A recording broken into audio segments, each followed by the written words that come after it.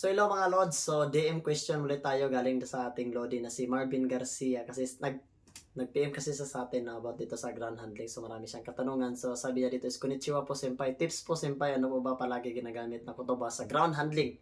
Onegaishimasu po. So sabi ko mga basic lang naman like daijobu, and then sabi pa na dito, nag-reply pa rin siya na content pod Lods o mga salita related sa ground handling. So bibigyan kita na example Lods, pinaka-basic na maririnig mo talaga dito sa ground handling or hindi lang sa ground handling dito sa Japan na kotoba is yung kanryo shimashita or kanryo des. Ibig sabihin perfect or completion na siya. Pero marami kasing ginagamit na kotoba dito sa ground handling Lods. Yung mga normal lang na pinag-uusapan natin dito sa Japan, yung mag-uusap kayo. Pero bibigyan kita ng sample kung dito sa ground handling na yun. Like for example, JAL Sanjuni Bin or San 32, JAL 32. So, tatawag yung des sa musenki, yung radyo ba, radyo. So, sabihin ng baggage des. JAL Sanjuni Bin tanto dozo desu des. So, siyempre, magre-reply kami. Or tanto, kasi yung tanto siya ng JAL 32. Example ako, sabihin ko, Hi dozo, JAL Sanjuni Bin o tanto des.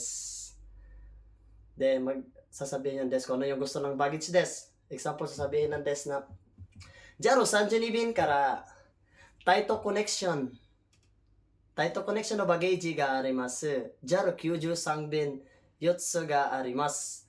見つけ次第、デスクに一報ください。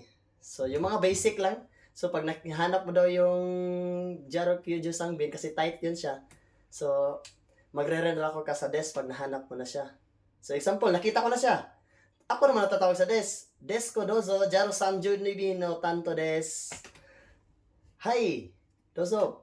JAL32 便から JAL93 便 example 4つ派遣しました or 見つかりました。それはどうしますか？paano sa saysay belt? Saysay belt ni nagashi ii desu ka? Nagashi daijoubu desu ka? Yoroshii desu ka? Ikaga desu ka? Yung mga basic na mga Japanese Lods. So marami kasing kotoba talaga ginagamit dito sa airport Lods kasi gawa ng halos polite sila ito, yung mga Mitsuki Shidai, yung mga pang-ento na pattern na, yung mga pang GLPT na talaga ba, na mga pattern. Dito mo maririnig sa airport, yung mga ikaga desu ka, yung mga, basta yung mga polite form. So, pag nag-ground handling ka Lods, talaga mag-aral ka kasi ng Japanese talaga kasi marami pang kotoba. So, marami pang kotoba, hindi na kaya sa oras, next time ulit. Or maybe bukas, magpo-post naman ako ng another example naman about sa ground handling ng mga kotoba. So, hope na may natutunan ka, Lods. Itsumo watashi no douga mite kurete arigatou gozaimasu. Diyan